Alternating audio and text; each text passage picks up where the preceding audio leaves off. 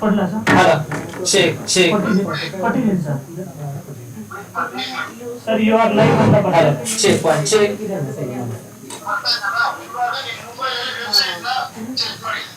ಹಾಂ ಸರ್, ಮೊಬೈಲಲ್ಲಿ ಒಂದು ನಿಮಿಷ ಹಲೋ ಚೆಕ್ ಸರ್. ಇವಾಗ ಬರ್ತಾ ಇದೆ ಸರ್ ಯೂಟ್ಯೂಬಲ್ಲಿ. Hello check hello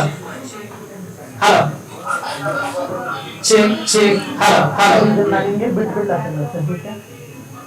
check hello ಓ ಇಲ್ಲ ಸರ್, ನಾನು ಇದನ್ನ ಮಿನಿಮೈಸ್ ಮಾಡ್ಕೋಬೋತಾನೆ ಇವಾಗ. ಚೆಕ್ ಹಲೋ ಚೆಕ್ ಹಲೋ ಮೂರನೇದು ಸರ್, ಮೂರನೇದು ಕೊಟ್ಟೆ. ಇದು ಸ್ವಿಚ್ ಸರ್, ಮನೇಲಿ ಯೂಟ್ಯೂಬ್ ಫೋನಲ್ಲಿ ಸ್ವಿಚ್ ಆಯ್ತಾ ನೋಡಿ, ಸ್ಕ್ರೀನ್ ಸ್ವಿಚ್ ಆಯ್ತಾ ನೋಡಿ. ಹಾಂ ಸರ್, 3 ಕೊಟ್ಟಿದ್ದೀನಿ ಸರ್.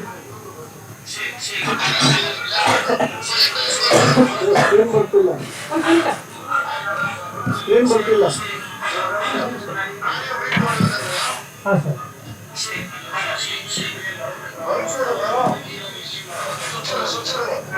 OBS ಅಲ್ಲ ಸರ್? ಓಕೆ, ಸ್ವಿಚ್ ಇದೆ. ಹಾಂ ಸರ್. ಇದಾ ಸರ್?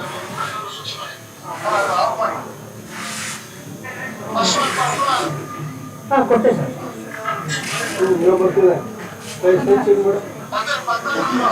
ಇದಾ?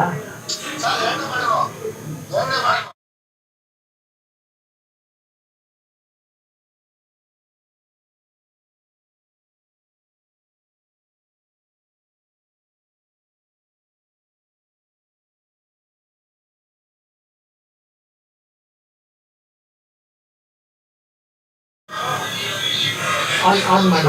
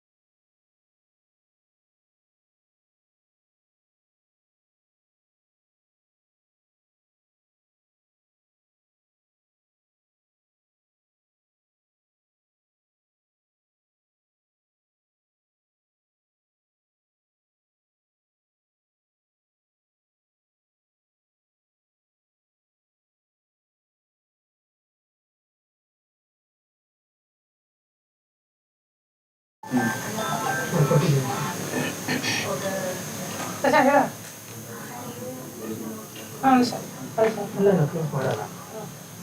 ಹಂಗಿರುತ್ತೆ. ಅಷ್ಟು okay.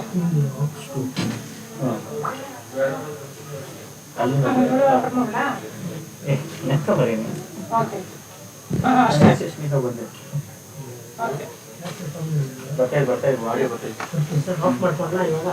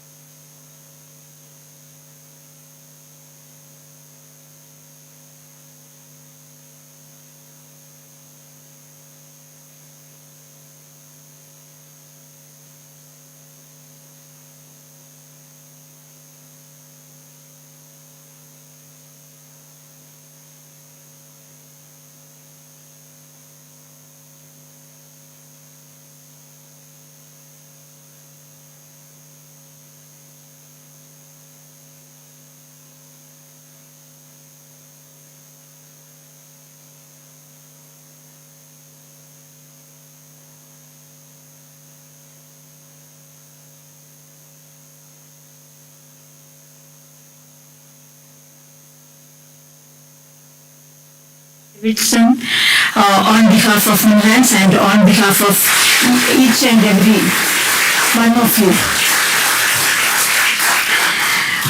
In today's talk, he is going to enlighten us on the various aspects of well-being, that is, various dimensions of well-being, the enduring effect of meditation on well-being, and how to cultivate and measure well-being.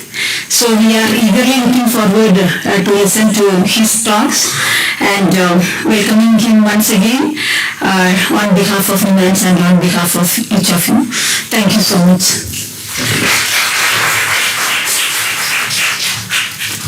Thank you. I would now like to request Dr. Prabhakar to introduce our guest.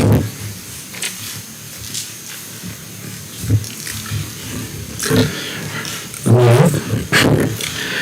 It's a great honor and privilege to introduce Dr. Richard Davison, formerly noticed as Richie, a great legendary scientist, a teacher for excellence, who personifies compassion and altruism in his life, and his ideas and research has created a groundbreaking movement in neuroscience, which today we all know as mindfulness movement. Though this mindfulness work has initiated by him, today mindfulness practices has crossed the boundaries of healthcare system and has gone to management, sociology, economics, all these things. So the firm foundation for mindfulness was laid down by Dr. Richard Davison. In this due process, a new branch of neuroscience has been created, called contemplative neuroscience, has its own recognition at this point of time in the field of neuroscience. So for these two great developments in the academia, Richard Davison has played a very foundational role. He served as alumni of the Harvard Medical School as a professor of psychiatry and sociology, psychiatry and psychology, and he was working in understanding the neuroscience of affect and affective disorders. But a paradigm shift came when he met Azarias Dalai, and when Dalai asked him, is it not possible for us to use the same tools that we are using to assess depression and anxiety to understand love, compassion, altruism, and positive emotion? That's a big turning point that came to his idea, and the whole, we know, now it's the mindfulness and the contemplative neuroscience is the history at this point of time. So these, the positive attributes, it forms the building blocks of our well-being and flourishing. And today, the science of well-being and flourishing is entirely, it is based on the firm empirical evidences, how actually these meditation practices can bring about these human qualities. So he is a very renowned and a sought-after speaker, and including in the stages, renowned stages like World Economic Forum, and also he is considered to be one of the revolutionary thinkers according to the Times magazine, and where it says that henceforth the Academy of Neuroscience and Behavioral Science will follow the ideas and the research that is done by Dr. Richard Davison. He has edited and scripted many books. The New York Times bestseller, that is Emotional Life of Your Brain, and his new book is Altered Traits. They are very well known both in the academia and also in the general public. So with all his contribution, he has been awarded very prestigious awards. So and he has been in the popular media, including BBC, National Geography, right, and offer a show, and also he has been about his work, including the Harvard Business Review has projected about his work. So, and he has been recipient of many awards like National Institute of Mental Health Research Scientist, National Alliance for Research in Schizophrenia and Affective Disorders, and Manny Baumick Award for the University of California in the Los Angeles, and Paul MacLean Award for Outstanding Neuroscience Research in Psychosomatic Medicine. So the rare quality of Dr. Richard Davison is that he is both a meditator and also a researcher.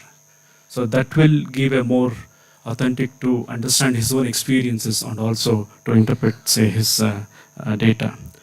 And he's a person who keeps up the promise he has gave to His Holiness Dalai Lama, that he will see that meditation practices, how this meditation practice brings about the positive psychological attributes into mainstream academia.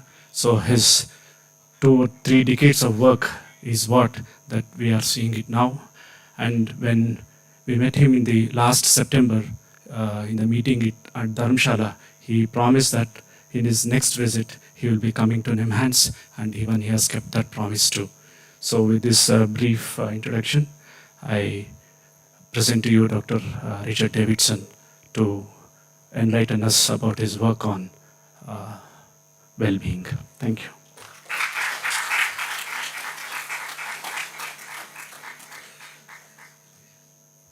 Thank you, sir, for introducing our guest. Now, I would like to request the dignitaries to felicitate our distinguished guest.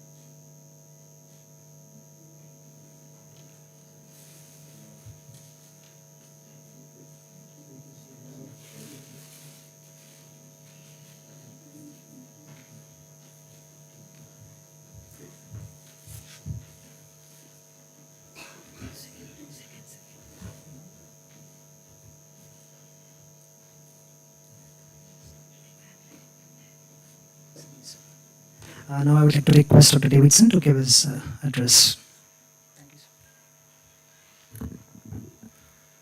Well, thank you so much, and it's really an honor to be here. I've never had such a ceremonial introduction, so I'm really so grateful, and I have read about the amazing work that you are doing here at Nimhans for many, many years, and it is a true honor to be with you on site and to see some of your facilities, but even more important, to meet the young students who are really doing amazing work. And it is truly inspiring for me to see this Center of Consciousness Research at Nimhans being one of the outstanding global leaders in research on consciousness and contemplative neuroscience, combining the rigors of Western science with the wisdom of the Indian contemplative traditions. And this is very rare, and it is truly outstanding, and it's wonderful to see it happening here. And I will make a commitment to remain engaged and collaborate as much as we can in the future. And so I'm really inspired. Thank you so much. So we've had a lot of problems with the slides. I can give a talk that I call Richie Unplugged with no slides.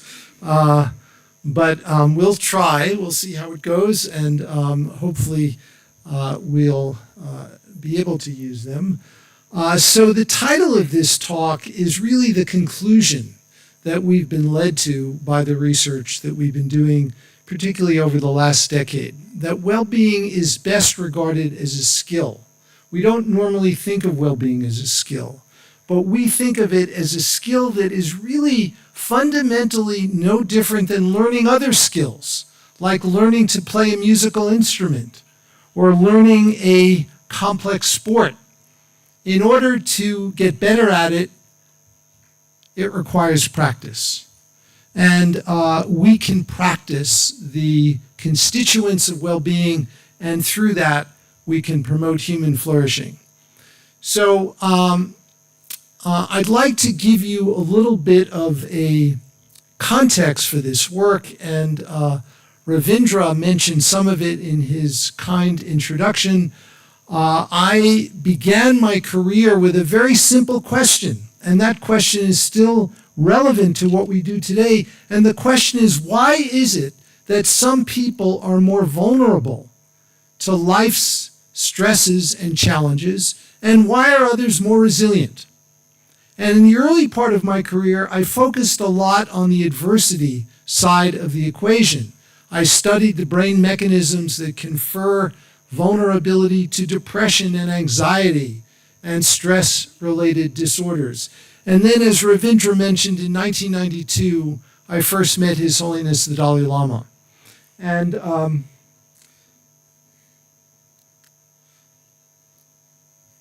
let's see, the slides are not advancing. So maybe if someone can help me. Okay. Yeah, this is not working at all. Whoops, now it's really not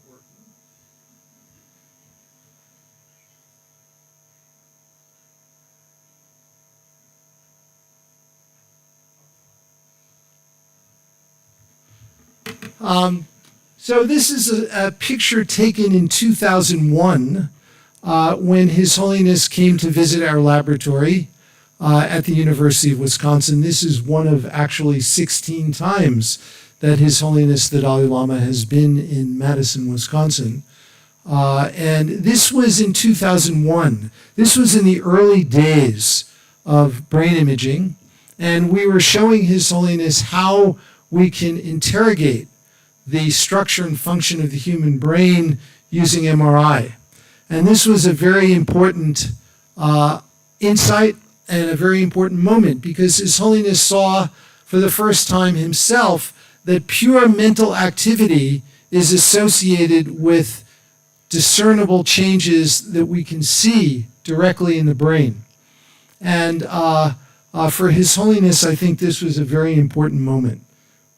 So the first part of my talk, and I promise I'll keep it short, is bad news. And the bad news is that the well-being of our planet is in rapid decline, and it really has reached a critical point, just as our planetary systems with climate change have reached a critical point. And I'll share some data both from the US as well as from India. So if we can have the next slide. This is from a report that was issued about 3 months ago from the United States Surgeon General. The Surgeon General of the United States is the Chief Public Health Officer of the United States. He's someone that I know quite well. His name is Vivek Murthy. He's actually an Indian by nationality. He's a wonderful man. And he issued a health advisory about loneliness and social isolation. And if we can have the next slide, what he showed is that in the US today, there are dramatic changes that are occurring that preceded COVID, were exacerbated by COVID, but the trends are clearly present way before COVID, and it includes changes in the amount of social isolation. There's an increase over the last roughly 8 years of 24 hours per month that individuals are socially isolated in the United States. There's a decrease of 14 hours per month in personal companionship. And the panel on the bottom left shows that social engagement with friends is down by 20 hours per month. These are large changes that are having a devastating impact on mental health. If we can have the next slide, please. One of the things that often is not appreciated is that loneliness is much more than an ephemeral subjective state. Actually, loneliness is a greater risk factor for mortality than smoking 15 cigarettes a day. And loneliness is greater than twofold the risk factor for mortality than obesity. So these data show that loneliness and other components of ill-being are not just subjective states, but they are affecting the brain and the body in ways that are deleterious to human health. Next slide, please. So, just a few weeks after the Surgeon General issued the report on social isolation and loneliness, he issued a report on social media and youth mental health. And the news here is also very bad. If we can have the next slide, please. These are data from that report, and if you look at the bars on the right, these are bars showing the presence of psychiatric disorders as a function of the number of hours per day that youth spend engaged with social media. And it's showing a linear increase. The more social media that kids are using, the greater the incidence of both internalizing and externalizing psychiatric disorders. And if kids use social media more than 6 hours per day, 6 hours or more, the prevalence of psychiatric disorders in this group is greater than 20%. And if we can have the next slide, please. In the United States today, the average teenager spends 3.5 hours per day on social media. This is not screen time. This is specific screen time with social media. Screen time is much higher. But 3.5 hours a day on social media, this immediately puts them into a risk category based on the evidence that I just showed.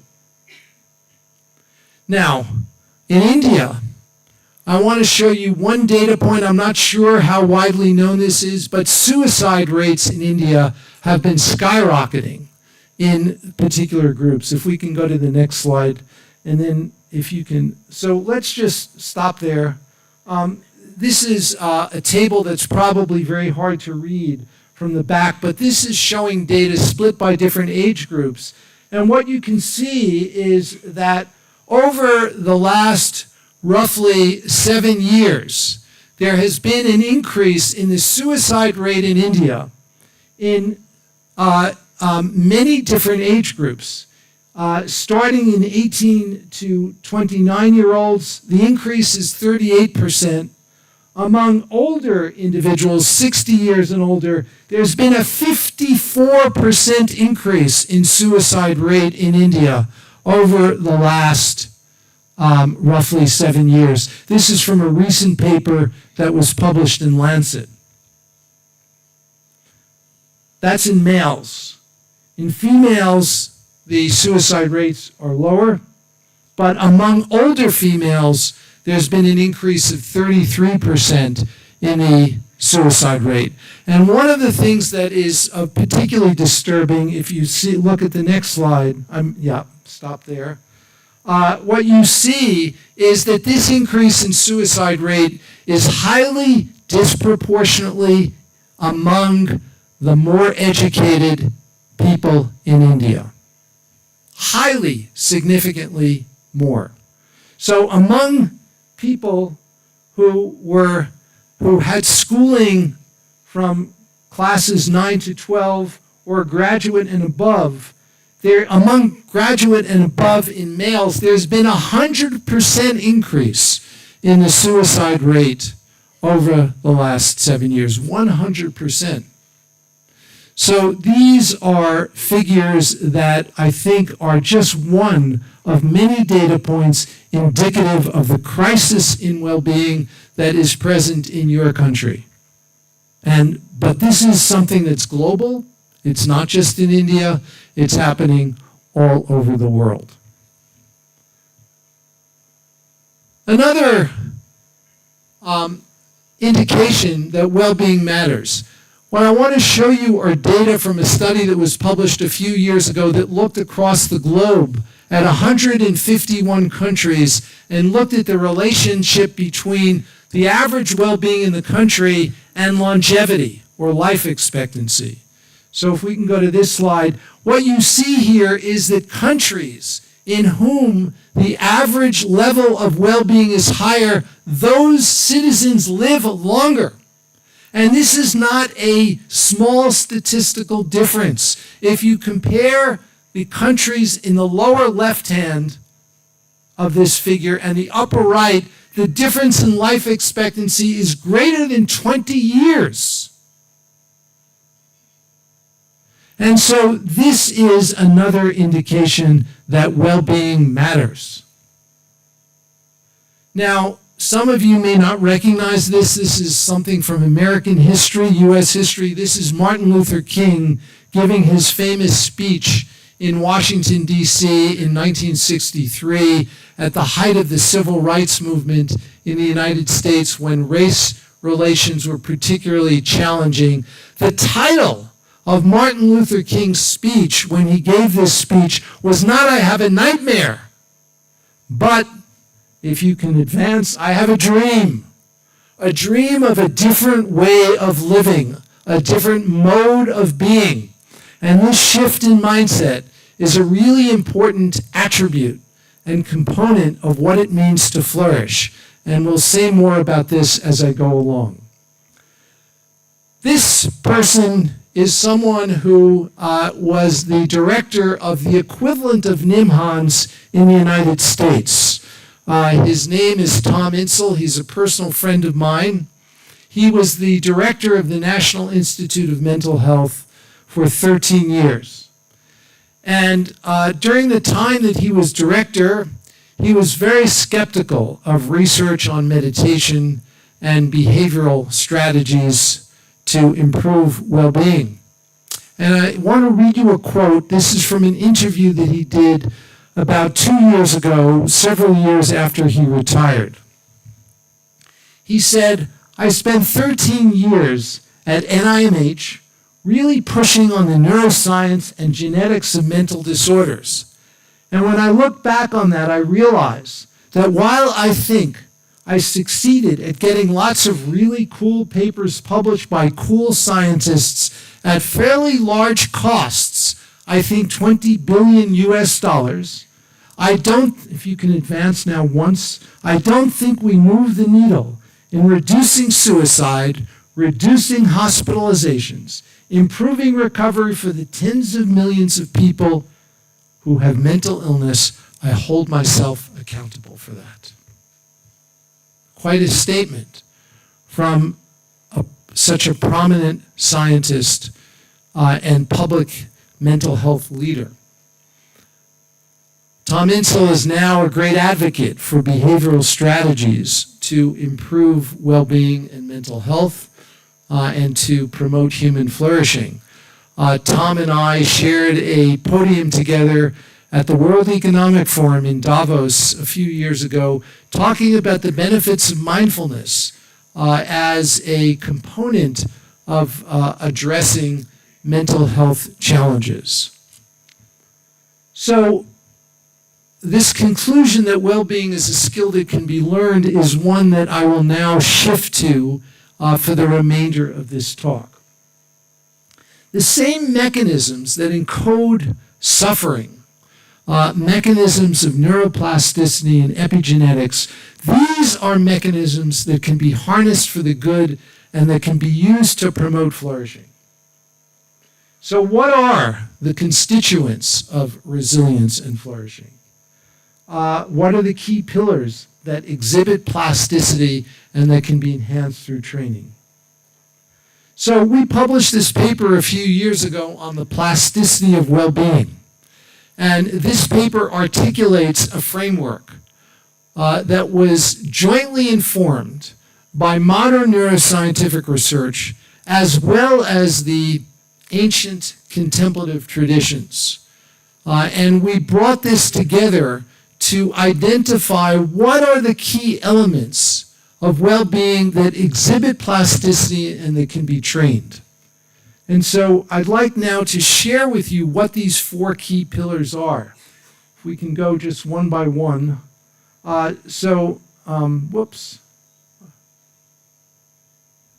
Okay, stop there. Thank you. The first pillar is awareness. This is a pillar you will not find in any other modern Western framework for understanding well-being, but this is our first pillar, a very key pillar, and it's something that you folks here at NIMHANS, I think, understand well. This is a pillar that identifies aspects of awareness that are really important for well-being. For example, self-awareness, also the ability to regulate our attention, and a capacity that we call meta-awareness, which is being actively studied here at NIMHANS in the Center for Consciousness Research. The second pillar is connection. And connection is about the qualities that are important for healthy social relationships. Qualities like appreciation and kindness and compassion and gratitude. All of these capacities we've learned can be trained, enhanced through training, and they show plasticity, and they're instantiated in very specific neural circuits. Next pillar is a pillar we call insight.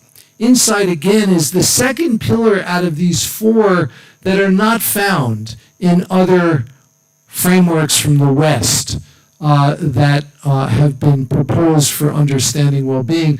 But insight is really something that we were especially led to by the contemplative traditions. And insight is about gaining understanding, a deep experiential understanding of the narrative that we all carry around in our minds, the nature of the self. What is this entity that we call me or I? And through investigation, and there are specific meditation practices that are targeting this investigation to experientially understand the nature of this narrative. And what's particularly important for well-being is not so much changing the narrative, even for people we know who have a very negative narrative, but it's changing our relationship to this narrative so that we can see the narrative for what it is. And in the modern sphere, mindfulness-based cognitive therapy is one that has taken up this mantle and is putting into practice some of these ideas that involve training insight. And finally, purpose. This is a pillar that is about staying motivated. It's about clarifying our sense of values and our direction in life. And it's not so much about finding something more purposeful to do with our lives, but how can we derive meaning and purpose from that which we are already doing, including the small kind of pedestrian activities of our daily life? Can washing the dishes be deeply connected to our sense of purpose? Can taking out the garbage be connected to our sense of purpose? And the answer is, of course it can. It requires a little bit of reframing. But with this reframing, the kind of chores, if you will, that we call chores, that we do on a regular basis become opportunities for cultivating flourishing.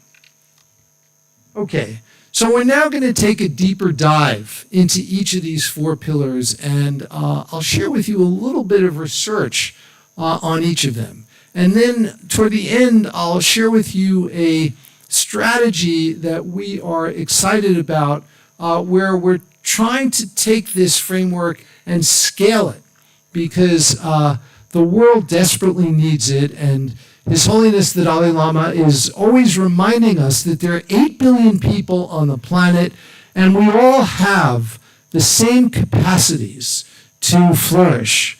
And I would even say that we have a moral obligation to do everything we can to create the causes and conditions that will enable as many human beings to flourish as possible.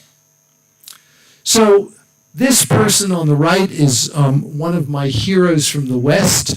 This is William James. He was America's first great psychologist, and he wrote a 2-volume tome in 1890 called The Principles of Psychology. And I'd like to read you a passage from The Principles of Psychology. This is in a chapter he wrote on attention. He said, "The faculty of voluntarily bringing back a wandering attention over and over again is the very root of judgment, character, and will. No one is compos sui if he have it not. And education, which should improve this faculty, would be the education par excellence. But it is easier to define this ideal than to give practical considerations for bringing it about." This is an amazing passage. And if William James had some connection to the Indian contemplative traditions, he would have instantaneously seen that, if nothing else, they offer strategies for educating attention. And what's remarkable is that we have not systematically incorporated the education of attention into our educational curricula. And attention is really the building block for all other forms of learning. We all know that if we're not attending properly to information that is being presented, it will impair our ability to learn and consolidate that information. And we know something about how to educate attention. So we began to study this, and we first studied this in very long-term practitioners. So if we go to the next slide, this is a slide of someone who's quite well known, Mingyur Rinpoche, who has come to our lab on many occasions. And this is just a picture of us recording his brain electrical activity, both during formal meditation as well as during so-called non-meditating baseline. And one of the first discoveries that we made when we tested Mingyur Rinpoche and other similar practitioners, and by the way, these practitioners had an average of 34,000 lifetime hours of meditation practice. Every one of them had completed formally a 3-year retreat in the classical Tibetan Buddhist tradition. So these were extremely advanced practitioners who were able to meditate even in the strange environment of our laboratory and the MRI scanner and so forth. And so what we saw, and this is the first paper we published on the long-term practitioners, what we saw is the prevalence of very high amplitude gamma oscillations, and these gamma oscillations were highly synchronized across different regions of the brain. And when we first saw this, we actually were able to see this with our naked eye For those of you who do EEG research, you know that it's rare to see signals that you just look at on the screen that are discernible changes to the naked eye. We often have to do a lot of signal processing to pull out signals of interest.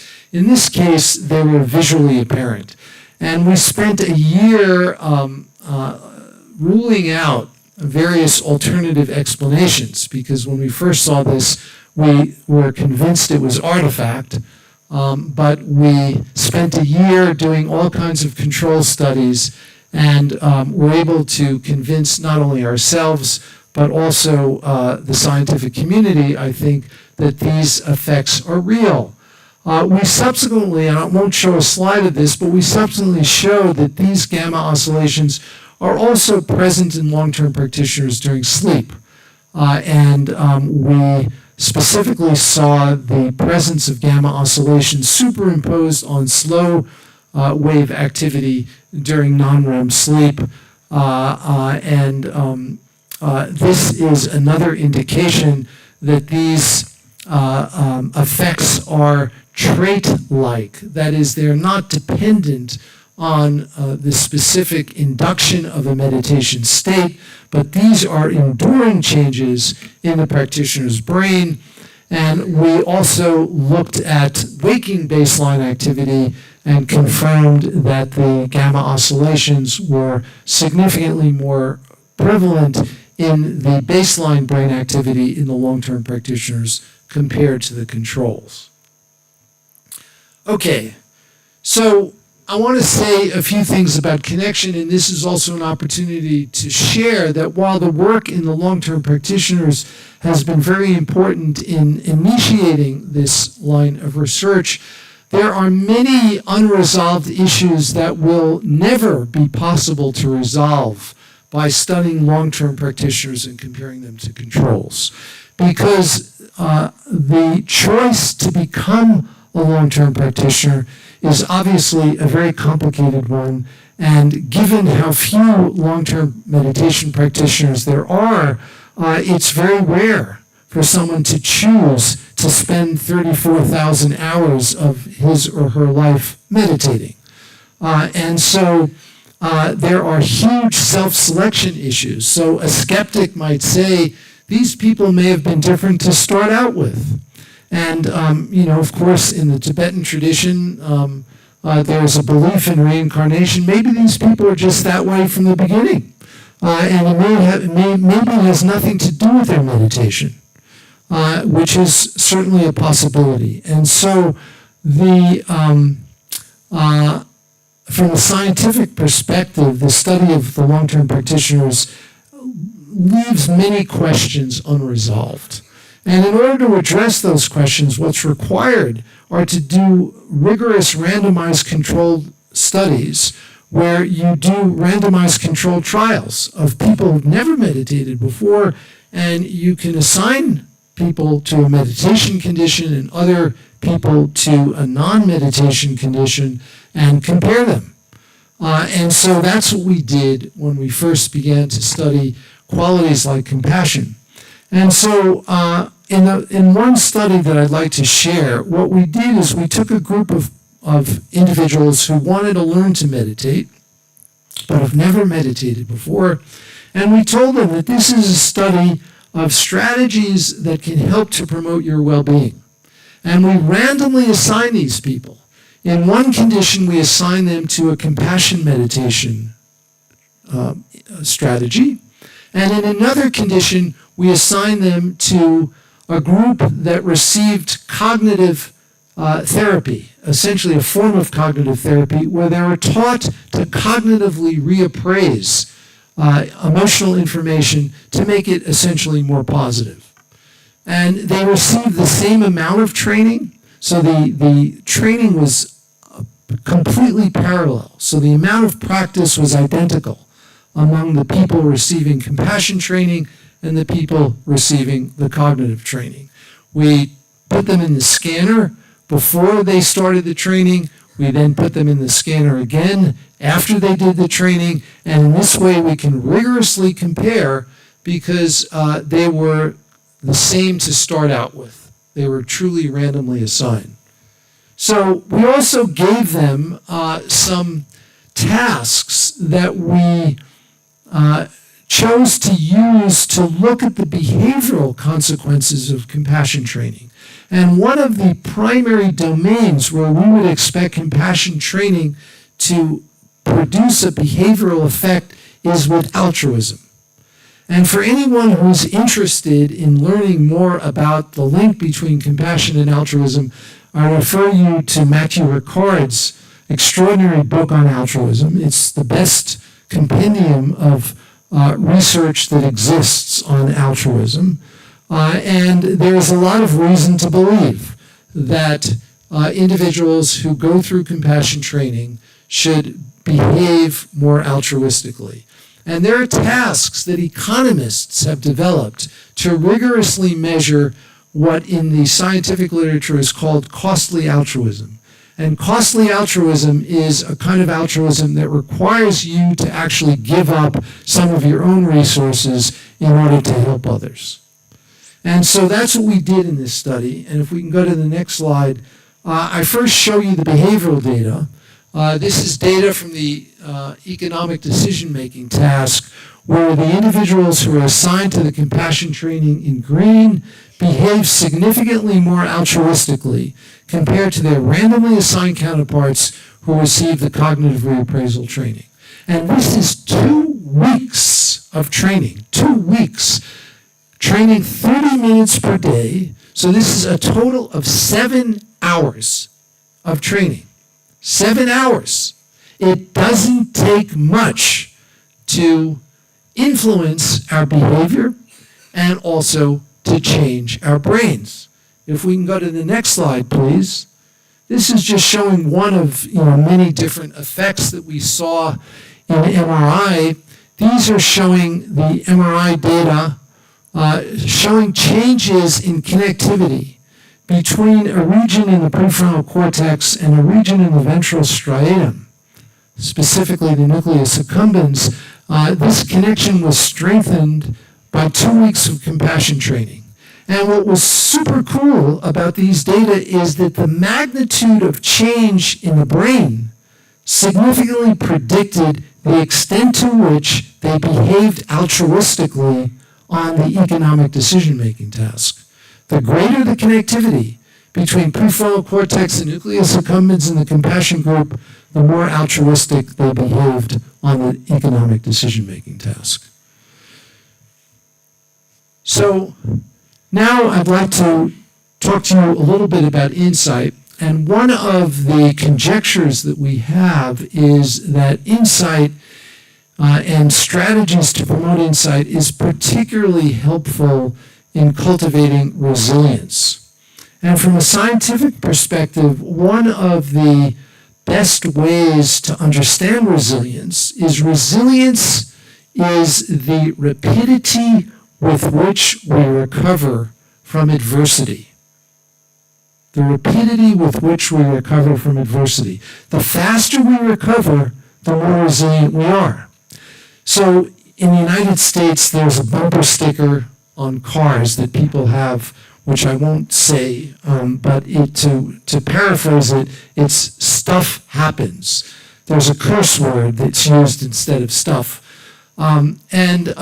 What we simply mean by that is that adversity happens. Nobody can be fully buffered from adversity. Suffering is part of life. And so we all are exposed to adversities. And what really matters is how you recover from those adversities. And so we can measure that very precisely. We can measure it in many different ways in the brain and in the body. And in order to test the effects of insight, one of the ways we measure it is by looking at the brain and specifically by challenging the brain with adversity. And one of the most effective ways of challenging the brain with adversity is with physical pain. We know what the neural circuits are that activate in response to certain kinds of physical pain. This has been very well characterized. And we can deliver pain very safely and effectively in the laboratory. And we use a heat stimulus, and it's real heat, but we can deliver it in a way that is totally safe. There's no tissue damage, but it's intensely painful, and I've had it done many times to myself, and it's quite an intense stimulus. We present a thermode, which is a device that heats up. It has circulating water rapidly going through it, and we can regulate the temperature of that water precisely. And we have the thermode set to approximately 49 degrees Celsius, and that's presented for 10 seconds to the ulnar area of the hand. Over here, it's a very sensitive area, and most people are okay with 1 or 2 seconds, but after the third second, it's very intense. So here's the experiment. It's a very simple experiment. We give everyone an experience of this painful stimulus, and then we bring them into the scanner. And in this study, this was again with our long-term practitioners. So we wanted to use the long-term practitioners for this study to identify whether there really was a phenomenon here. And these are all practitioners who've done a lot of analytic meditation. Analytic meditation is one of the primary strategies to develop insight. And so let me share with you the key finding. Actually, before I do that, let me just show you this little cartoon figure to help understand what we're really looking at here. So this is really about the idea that the rapidity with which we recover from adversity is related to, or we can even say defines, the extent to which we're resilient. So imagine that a person, in this case at time point 3, is presented with some stressful stimulus, and you can put on the y-axis whatever your favorite dependent measure is. This could be a measure of some aspect of the brain. It could be cortisol. It can be some autonomic measure. We've studied this in many different biological systems. And what's really remarkable is that there tends to be very high correlations in the recovery metric across many different systems, suggesting that it's centrally regulated. So let's contrast this with person B, if you can advance once. So person B is showing the same amplitude of response, but they're recovering more quickly. And we would say that person B is more resilient compared to person A. So let's see what happened in this experiment. If we can go to the next slide. And now you'll have to just advance because it's lots of animation. So what this experiment involves is we bring people into the scanner and we give them a tone. And the tone, beep, simply denotes that in 10 seconds, they're going to get zapped with this very painful stimulus. So let's see what happens with the non-meditator. Just keep advancing. So they hear the tone, and then, boom, the pain matrix starts activating. So these are regions in the brain that have, based on previous research, been identified with responding to noxious pain. And all we presented was a tone. There was no heat yet, but their brain is responding as if it was subjected to this painful stimulus. Then when the heat comes on, the brain continues to respond, and there's a very slow recovery over the next period of time. Now let's contrast this with the long-term meditators. They come in, they hear the tone, nothing. There's no significant activation in any region of the pain matrix, zero. The auditory cortex is active, but nothing in the pain matrix. Then when the painful stimulus comes on, there's a big response, and in fact, in some areas of the pain matrix, such as somatosensory cortex, it's actually significantly larger in the meditators than it is in the controls. So it's as if their sensory channels are totally open.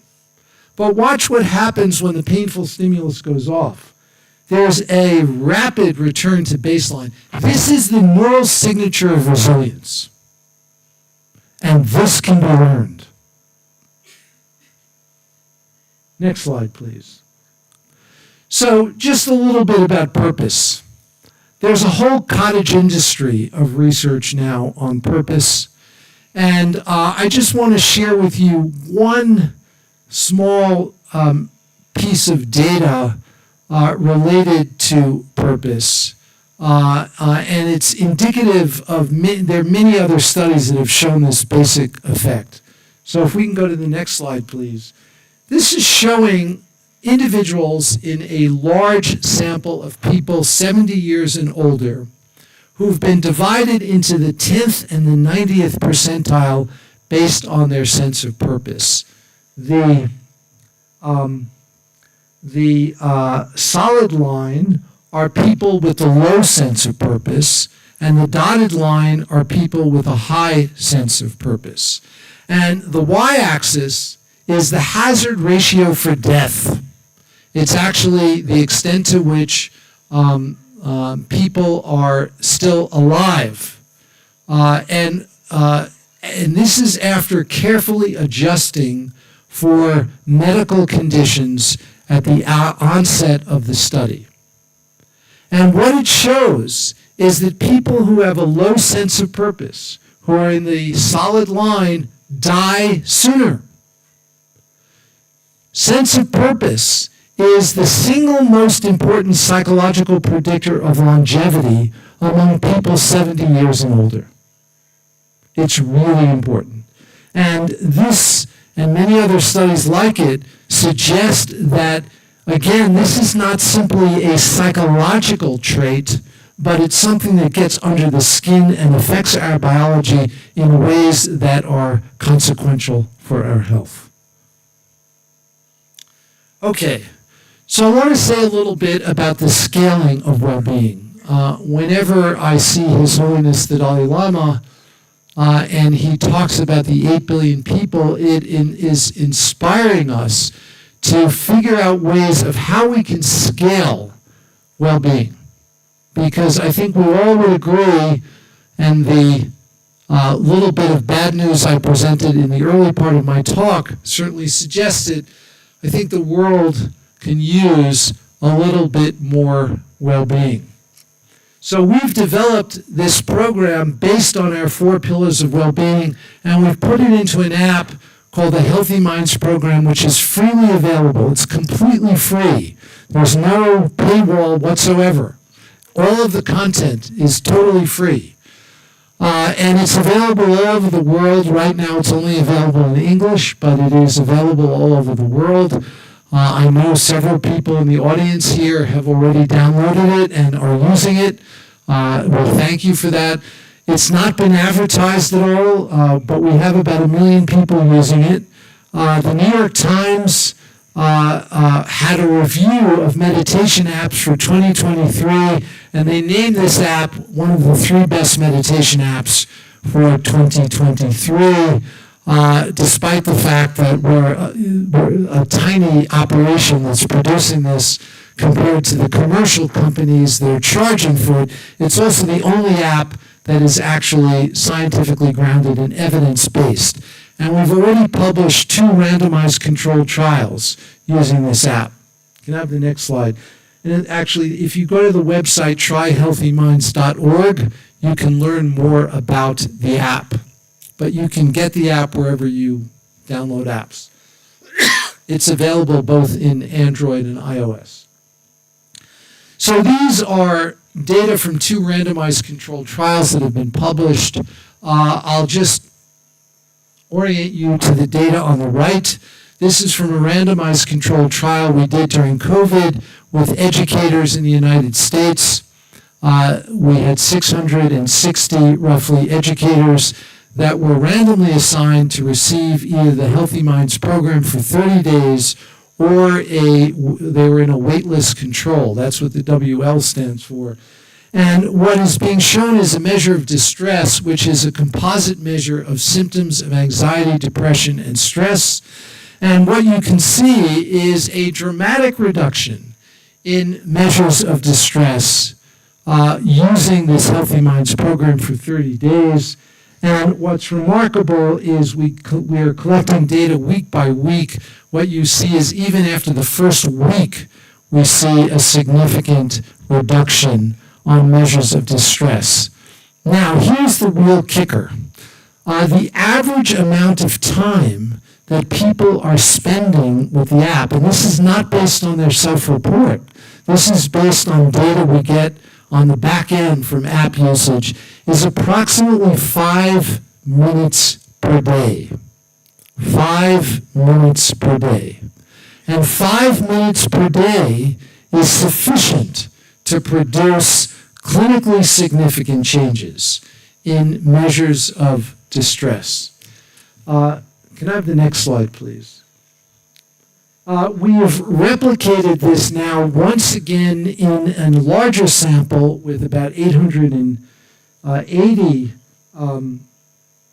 which is on the right, educators in Louisville, Kentucky in the United States, which is a much more diverse and much more challenged school system than the one we first worked in, and the data fully replicated there.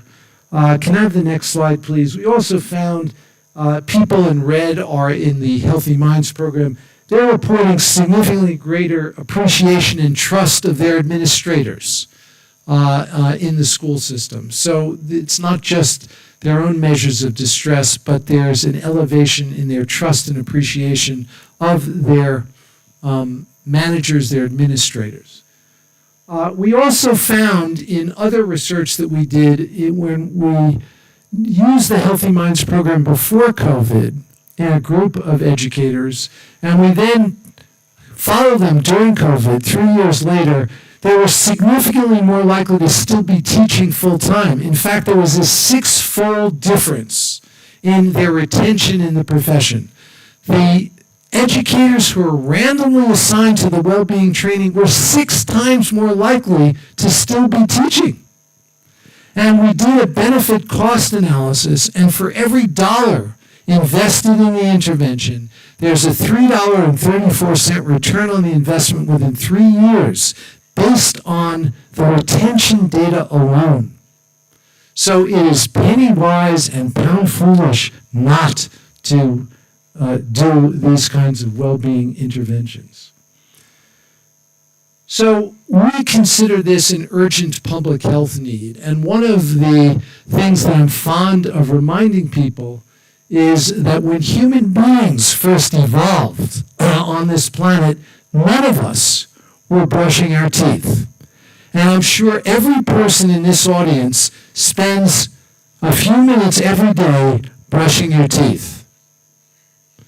What the data show is that if we spent even as short a time as we spend brushing our teeth, nourishing our mind, this world would be a different place. So I ask you to please join us on this journey to promote well-being as an urgent public health need and to use the power of science to help us scale and bring this to the world. So we can nourish our mind and change the world. And I want to end with a quote from the Dalai Lama.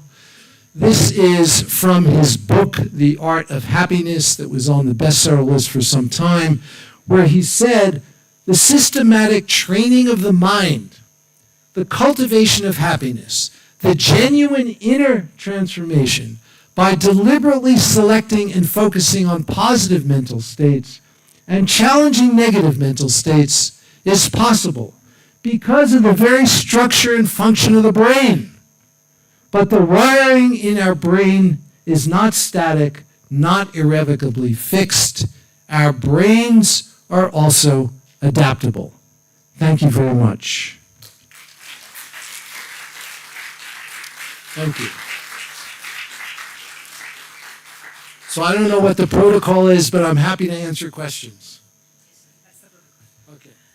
Thank you so much, sir, for that very informative, relevant, and also very inspiring speech at the address.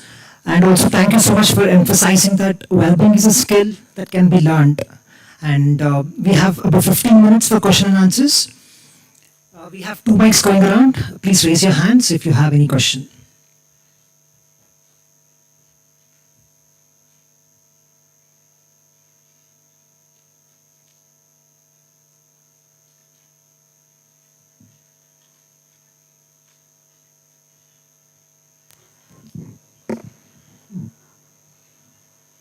It was a really wonderful talk, very inspiring.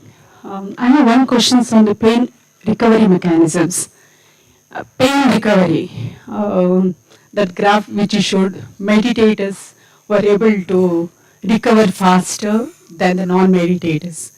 I have a question on this too. Basically, like, if you are trained on physical activity, or it could be the sports personnel, or it could be the war veterans. So they are also trained in a way, like, for the focused attention. So they would also respond like this. So, Who says? I don't think so. uh, So I think you're raising an interesting question, and I think that the extent to which training in sports, for example, or training to play a musical instrument is the same or different, I think needs careful study. What I would say is that there are some elements that are similar, but some that are very different. okay. I was looking at it in the other way, like, in the sports or, as you said, music or dance or anything, there is a perseverative training. Like, it is not a one-time learning. So they need to focus on one particular steps. For example, in dance or in the music, it is one specific raga thala in our culture, we say. Yes. So the moment you are trained in that, your attention is highly trained. So that would also give, like, you are focusing on the, let's say, the threatful stimulus and the non-threatful stimulus. We'll be able to discriminate between these two stimulus very efficiently, and we can also bring down this recovery mechanisms also faster, like what you see in the non-meditators. Yeah, I think that Yeah, I just- think So it's a great question, and I appreciate it. And I think that the element of attention is very similar with focus, as you describe. But there are other elements. For example, the idea of investigating the self and self-cherishing and counteracting self-cherishing, and also cultivating compassion. And so, when we sit down on a cushion and meditate, we invoke the intention that we're meditating not primarily for ourselves, but we're meditating for the benefit of all beings. And when we play music or we do sport, we don't necessarily intentionally invoke that altruistic intention. Now, one of the things that's really interesting is, what if we did that? What if we, before we exercised, physical exercise, what if we invoked an altruistic intention that I'm going to do this physical exercise like sports, not primarily for myself, but because having a healthy body will enable me to be of greater service to others.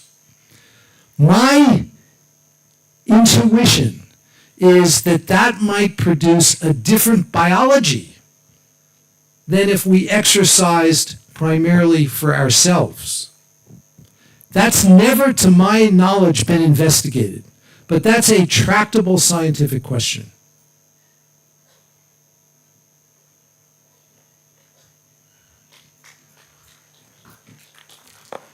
Hello. So I'm Ompun. I'm a PhD student from Center for Neuroscience IISc. So actually, it's a great pleasure to hear from you right now, following up on your work on PNA Sudanpo. So I have two questions. One is more of a basic question, like how to distinguish between loneliness versus solitude, for example. loneliness, like you have shown in the past slide. Solitude, for example. So, yeah, like if we train on these 4 pillars, for example, can we be more, when we are alone, can we be more solitude, for example, can we be more peaceful? That's the first question. And second is more technical. So, in this paper, if we understand correctly, so there the meditators are doing Metta Bhavna, right? Loving kindness, those type of meditation. So, and the report shows that it generates a gamma oscillation, might be more stimulus-free oscillation, for example, because subjects are not looking at any kind of screen or anything, right? Yeah. So, I said more stimulus-free oscillation. The question is like, why do you think those kind of meditation has produced more of a gamma oscillation, not alpha, which is correlates to relaxation, and yeah, gamma, for example, maybe linked to attention, for example. So let me address the second question first, and then you can remind me of the first question. So the second question is about gamma oscillations. One of the key aspects of the finding is that the gamma oscillations are highly synchronized across different areas of the scalp, and these are all Vajrayana practitioners who are doing nature of mind practice, where they're based on their phenomenological report, their awareness is vast. So in thinking about the aperture of awareness, the aperture is very wide, and they describe it as panoramic and luminous, and the highly synchronized nature of these oscillations, in our conjecture, is a neural correlate of the expansiveness of their awareness. And they practice this meditation always with eyes wide open. And that is the nature of the practice. And so I think the gamma oscillations and the synchronized nature of those oscillations is a reflection of that phenomenology. Remind me what your first question was again? Oh, solitude, yeah. Okay, it's a great question. Yeah, I mean, I think that physical isolation is not the same as loneliness.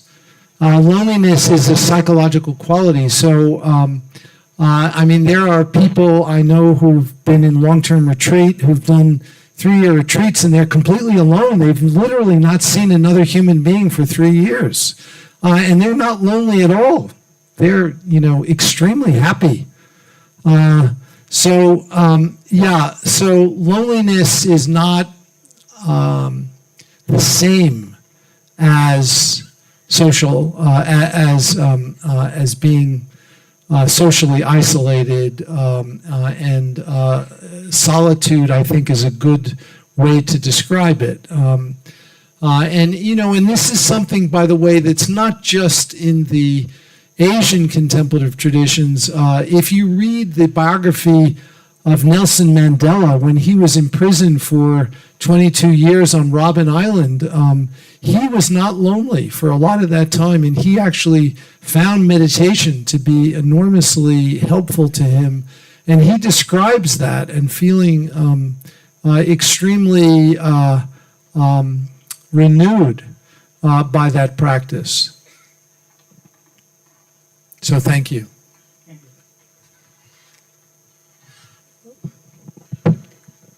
Professor Richardson, I'm Dr. Paulumi. I'm a professor and we practice cognitive behavior therapy, but we've been integrating mindfulness in clinical practice and worked with a lot of the clinical disorders, affect and mood regulation and so on. So I really enjoyed listening to you. It was a lot of validation of what we do.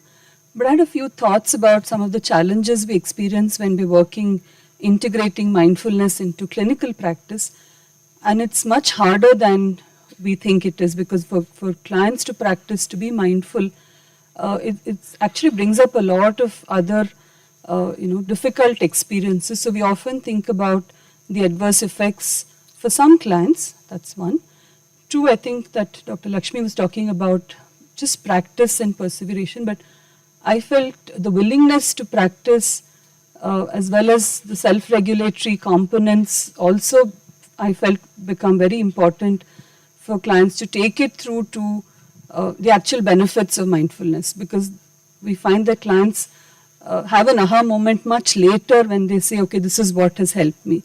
So I felt in practice, it's everyday practice, but also giving it that time and making those connections that become very important. And also I think to be cautious about, at least in clinical conditions, I don't know, some clients find it very difficult. I don't know if they've misunderstood what mindfulness is and they're over focusing on some of the negative. And I think that's where, as clinicians, it's helpful to be aware of that when we practice. Yeah, so thank you very much for that, and I completely agree with everything you said.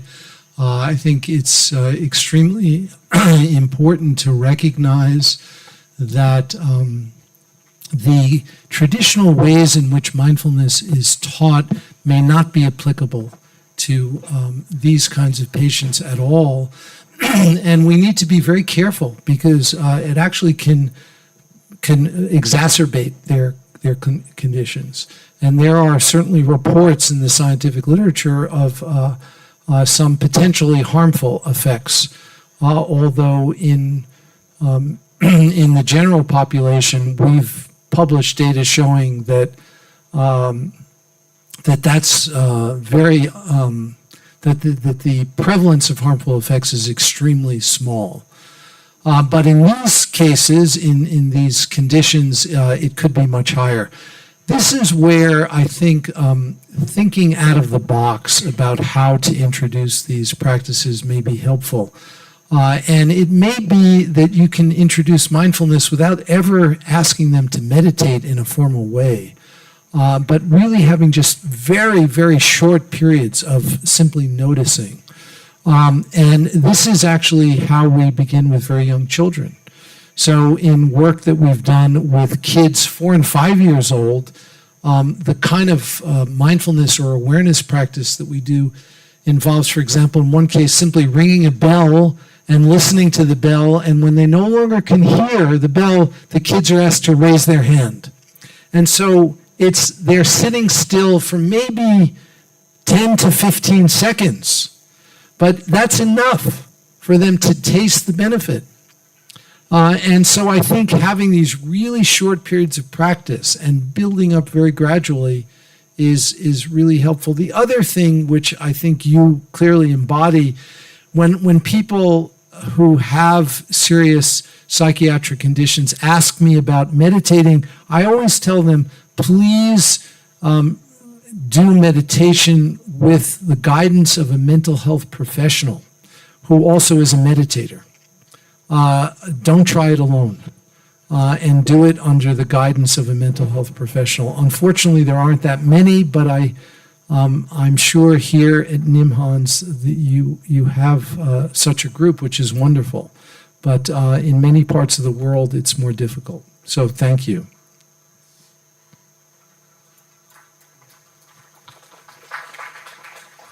I'm Kundan.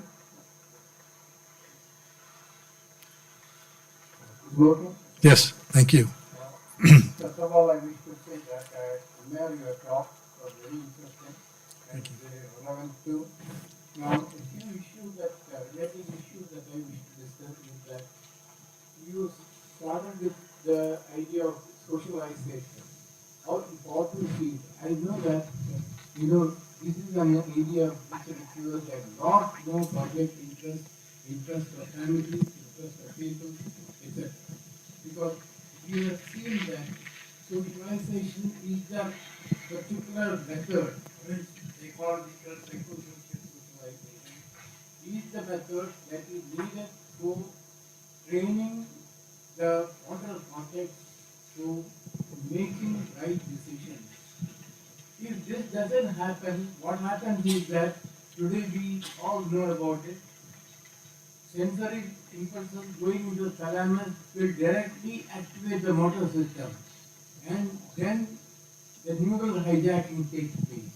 And when neural hijacking takes place, it leads to violent acts. And we know that we have such violent acts all over the world still continuing. Now, if you wish to promote this, very important need is socialization of the child to itself. Proper solid socialization. And that alone will help the impulses going into the frontal lobe from the thalamus to be activated, frontal lobe, and then frontal lobe to make a decision. And then that will activate the motor system. Now that doesn't happen when there is no proper socialization. The thalamic level, the activation takes place directly to the motor system, and that's what we call neural hijack. A lot is there. We have been publishing a lot of papers, more than a dozen papers already now. And one more major issue is that this activation, frontal activation, can be definitely may be engaged in meditation, by praying, and by several such psychological methods also. And that would enhance the frontal activation. And that would have a greater role to control the behavior of the person. So I am very happy that you spoke about that. There's a need for it. We say that mind is definitely a product of neural cell, but then we consider mind as a virtual reality, not a physical reality. The virtual reality, and whatever that is created by the mind is also part of virtual reality. But then that may have specific relationship in the physical reality. What is created at the mental level, we use it at the physical level.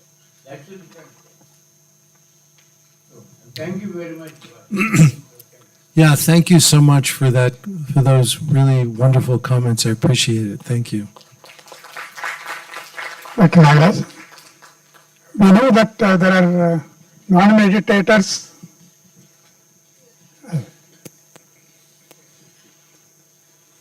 Non-meditators as well as long-term meditators. We see the changes. But is there any data at different phases of meditation, practice of duration of meditation, so that we know how the changes take place, what are all the circuits involved, electrophysiological changes of different phases of duration of meditation. Yeah, so thank you for that good question. In the book that we wrote, that I wrote with Dan Goleman, Altered Traits, we talk about, we try to distill from the existing scientific literature what characteristics may be dependent on how much training. And it's very hard at this point to make those kind of inferences with a lot of confidence because the scientific literature is still at a very early stage. One of the things we did suggest, which I believe is still holding up as a general rule of thumb, is that meditation practices that are designed to cultivate loving kindness and compassion produce effects much more quickly than awareness or mindfulness practices.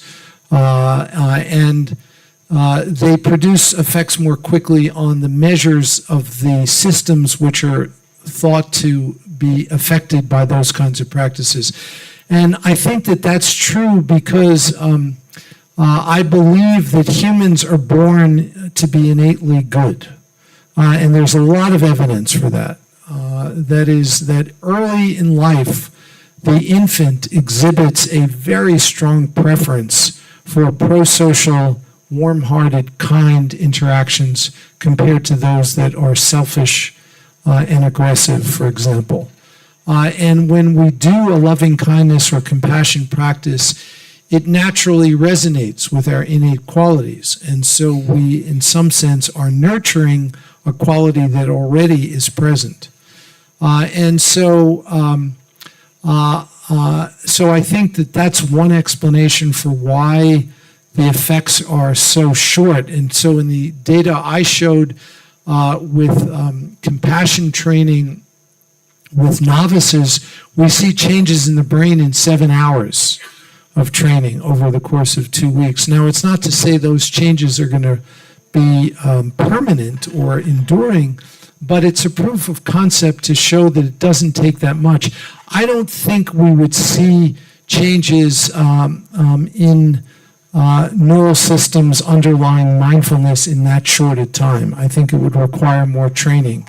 And the evidence in the literature on structural changes suggests that short-term mindfulness training is not sufficient to produce major anatomical changes in the brain. We published a major paper last year with the largest sample size to date, comparing standard mindfulness training to a rigorously matched control group on structural differences, and found that there were no significant structural differences produced by mindfulness over the course of 30 hours of training. So to get structural changes, at least in anatomical measures like cortical thickness or volume, I think requires much more training. Electrophysiological and neuropituitary axis, electrical changes, electrophysiological changes. Electrophysiological can happen very quickly, very quickly. Yeah. Yeah. But they're not necessarily enduring changes. There may be more state-like changes. Hello, sir. I'm a clinician working. Hello. Where are you? Yeah, okay. I'm a clinician primarily working with children with behavioral issues, and I have been using mindfulness for quite a long time as an intervention model for children. And what I have observed, certain in adult spaces, if children are given physical exercises prior to mindfulness meditation, this adversity reporting has coming down in such cases. I don't know if this is reported anywhere else. And physical exercises given prior to mindfulness meditation can bring down the adverse response. Bring down the what? Adverse conditions or adverse response, like Adverse, yeah. like anxiety. This is observation in my clinical experience. I don't know whether there's any other reported literature regarding this. So I just want to ask you, can any way physical exercise correlate with the effectiveness of mindfulness? Yeah. So I thank you for asking that. Are you talking about like physical aerobic exercise? Yeah. It's a very important question. Aerobic exercise is probably the most well supported non-pharmacological method for inducing increased plasticity in the brain. However, increasing plasticity in and of itself is not necessarily good or bad. It depends. If you increase plasticity and your mind is still filled with disturbing thoughts and emotions, increasing plasticity will actually make things worse, because it will increase the consolidation of those memories and experiences. And so what's really important is strategies that increase plasticity and at the same time orient the mind toward more wholesome activities. And so one interesting implication of this is whether, and this goes back to a response that I made earlier about physical exercise, if we paired physical exercise with contemplative practice, so we actually do both together at the same time, which is quite possible because you can meditate anywhere, anytime. And if you can pair it with physical exercise, it may actually enhance the effectiveness of physical exercise, particularly in those situations. So there's a whole field of contemplative aerobics, which is waiting to be born.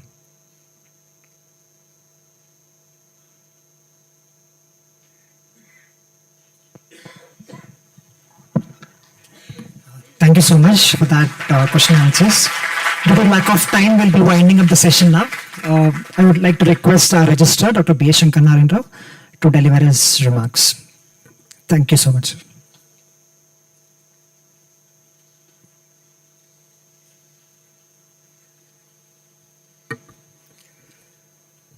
Very good afternoon, and what a feast of knowledge and the information what you have shared. I think it's very relevant for us.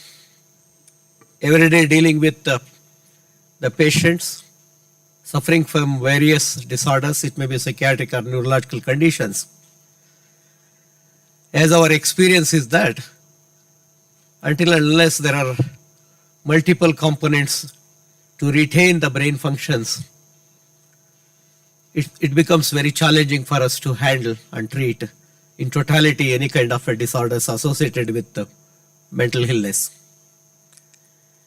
In that perspective, your talk is very relevant, and each one of us, we have enriched with the knowledge what you shared with us.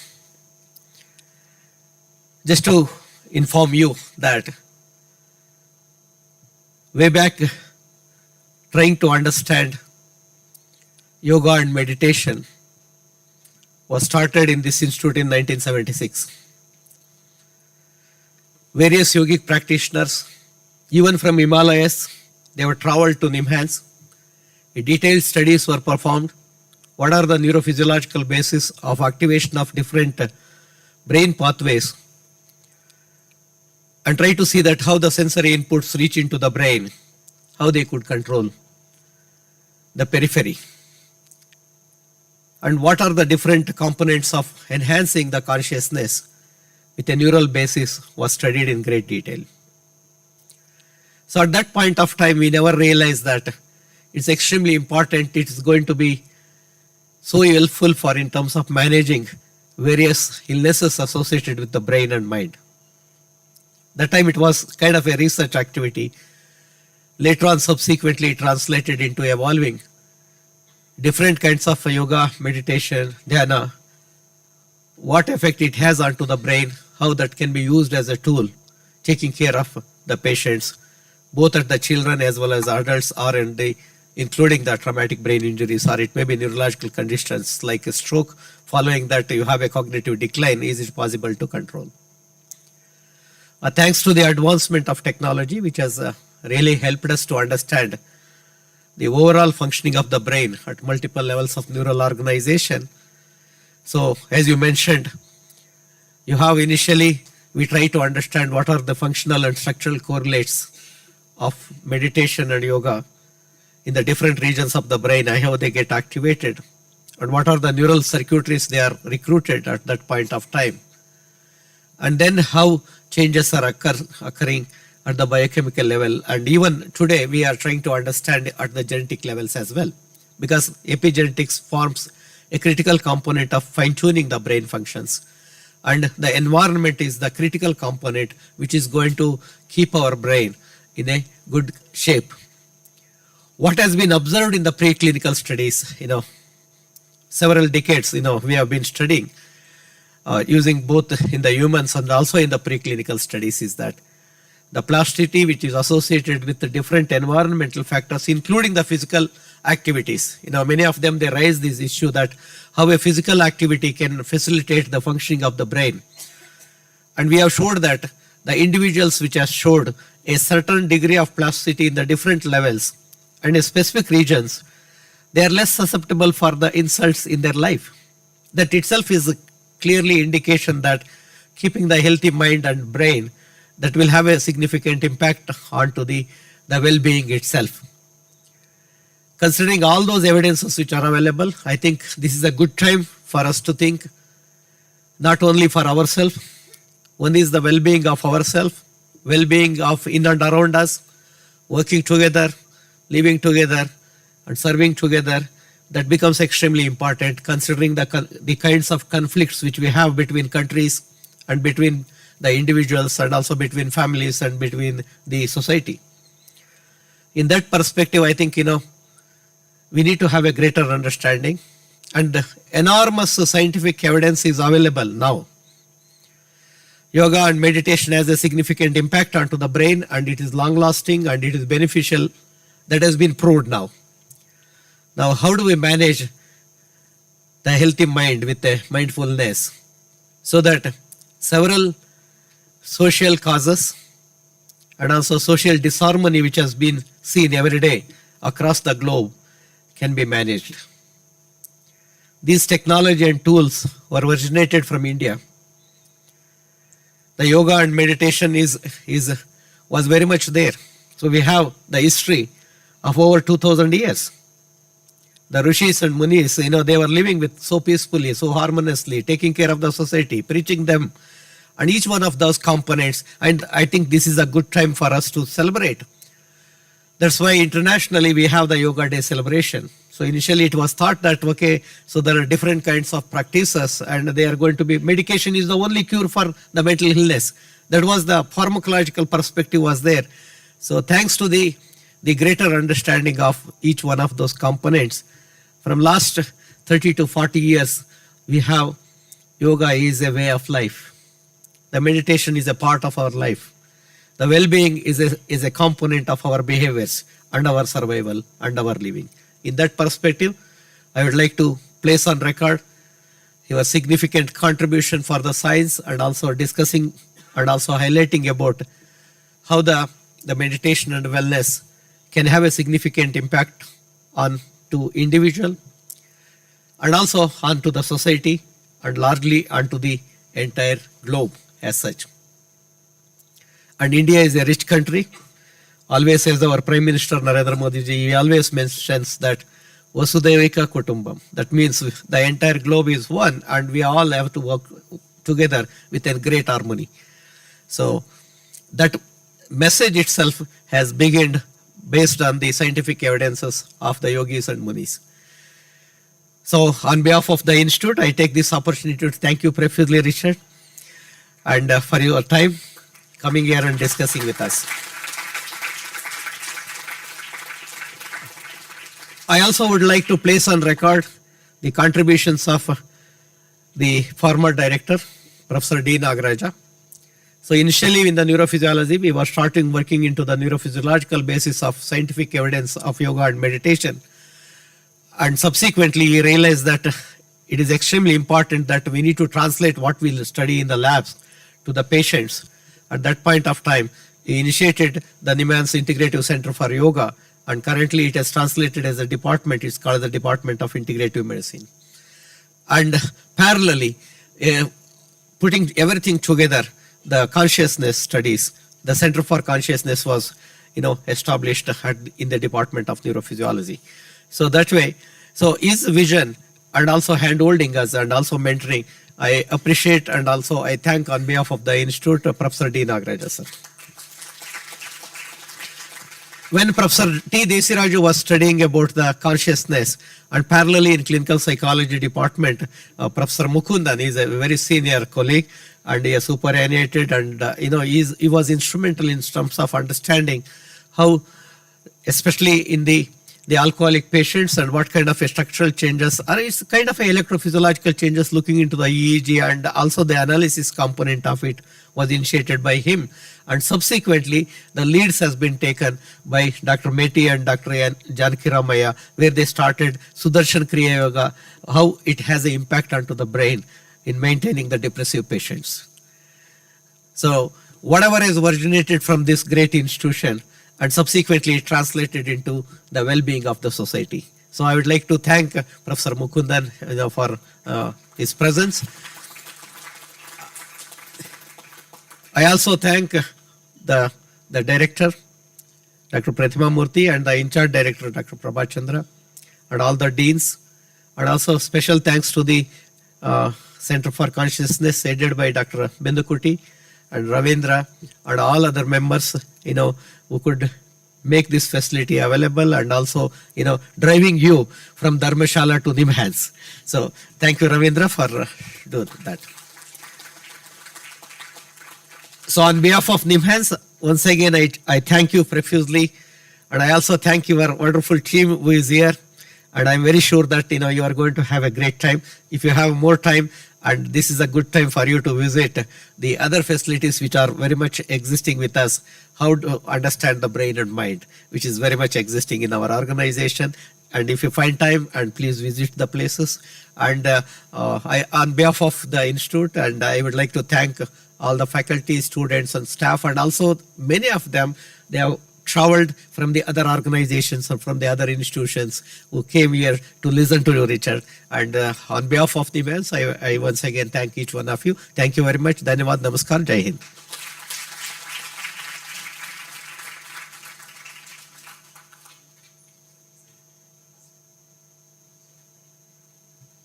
Thank you, everybody.